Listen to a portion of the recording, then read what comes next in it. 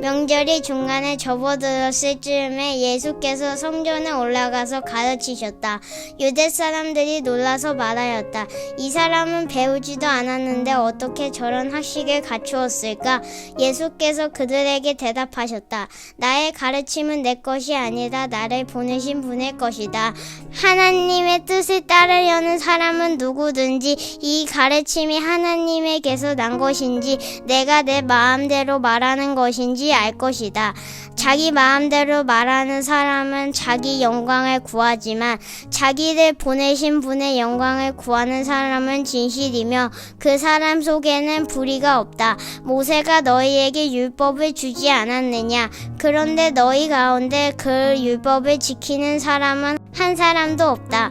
어찌하여 너희가 나를 죽이려고 하느냐? 무리가 대답하였다. 당신은 귀신이 들렸소. 누가 당신을 죽이려고 한다는 말이요? 예수께서 그들에게 말씀하셨다. 내가 한 가지 일을 하였는데 너희는 모두 놀라고 있다. 모세가 너희에게 할례법을 알려주었다. 사실 할례는 모세에게서 비롯한 것이 아니라 조상들에게서 비롯한 것이다. 이 때문에 너희는 안식일에도 사람에게 할례를 준다. 모세의 율법을 어기지 않으려고 사람이 안식일에도 할례를 받는데 내가 안식일에 한 사람의 몸 전체를 성하게 해주었다고 해서 너희가 어찌하여 나에게 분개하느냐? 겉모양으로 심판하지 말고 공정한 심판을 내려라. 네, 오늘 말씀은 요한복음 7장 14절부터 24절까지의 말씀입니다. 오늘 말씀을 보면요, 사람들이 예수님이 회당에서 가르치시는데 그 가르침을 굉장히 놀랍게 여깁니다. 왜냐하면 예수님이 누구한테 배운 적이 없기 때문이죠. 원래 당시의 사람들은 랍비들에게 성경을 배웠었는데 예수님 배우지 않았는데 그 권위 있는 가르침에 사람들은 놀랐습니다. 그 사람들은 이 예수님의 가르침이 과연 어디서부터 온 것인가 궁금하게 됩니다. 그런데 예수님은 그 질문에 대해서 내 가르침은 하늘로부터 온 것이라고, 하나님께서 나에게 주신 것이라고 말씀하십니다. 그러면 사람들은 왜 예수님의 말씀이, 예수님의 가르침이 하나님으로부터 왔다는 것을 믿지도 않고 알지도 못했을까? 예수님은 그것에 대해서 분명하게 얘기하세요. 17절에 보면 하나님의 뜻을 행하려 하지 않기 때문에 모르는 것이라고 말씀하십니다. 그러면서 이야기하시는 것이 하나님이 아닌 가르침을 전하는 사람들은 대부분 자신의 영광을 위해서 가르치는 사람들이라고 지적하고 계세요. 자신을 드러내기 위해서 가르치는 것이죠. 그런데 하나님으로부터 온 가르침은 그렇지 않습니다. 하나님으로부터 온 가르침은 자신을 드러내는 게 아니라 하나님을 드러내는 가르침입니다. 그러니까 그들이 하나님의 뜻을 행하려고 하지 않기 때문에, 자신을 드러내고 하나님을 드러내려고 하지 않기 때문에 그들은 예수님의 말씀이 하늘로부터 왔다는 것을 알지 못하는 것이죠. 그러니까 말씀을 잘 읽어보면 당시에 있었던 유대인들, 말씀 좀 안다는 사람들은 정말로 진실하게 예수님이 누구인가에 대해서 다가가지 않습니다. 진실하고 진지하지가 않습니다.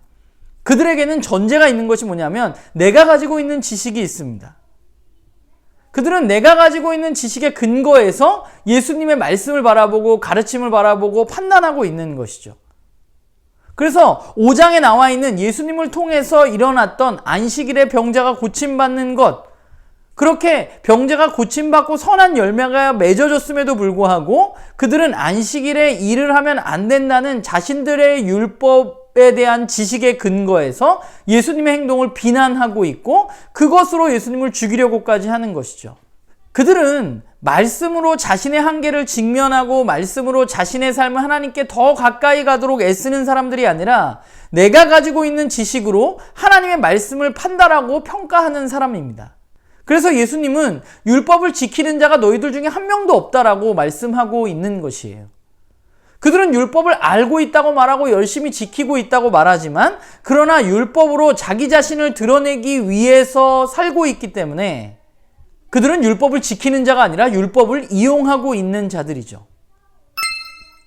오늘 말씀을 보면서 우리도 비슷한 것 같아요. 말씀을 읽는 우리의 태도에 대해서 생각해 보게 됩니다.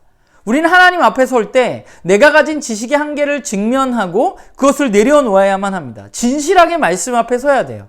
내가 가지고 있는 지식이 말씀 위에 있어서는 안 됩니다.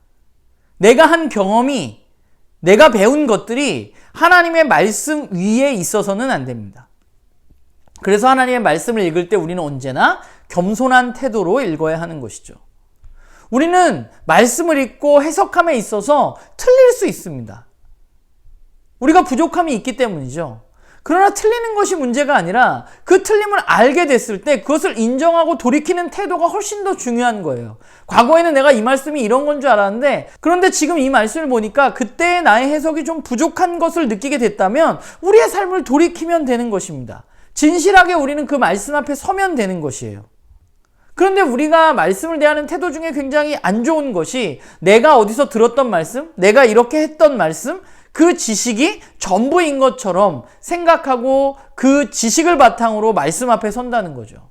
내가 읽은 책, 또 내가 배운 것, 내가 어디서 들었던 것, 과거에 내가 했던 큐티, 이런 것이 전부가 아니라 오늘 우리는 우리에게 주시는 말씀 앞에 서야만 하고 그 말씀 앞에 겸손하게 다가가야만 하는 것입니다.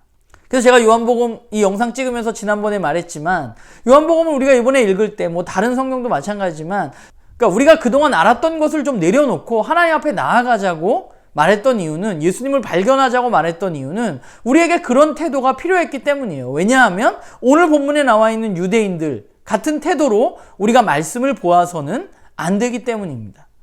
사실 이게 제일 필요한 사람이 누구냐 하면 저 같은 사람이죠. 목사라는 직업을 가지고 있는 사람, 뭔가 좀 알고 있다고 생각하는 사람, 이럴 때 우리에게 배움이 필요한 겁니다. 그러니까 늘 생각하는 게 그런 거예요. 내가 알고 있는 게 전부가 아니야. 틀릴 수도 있어.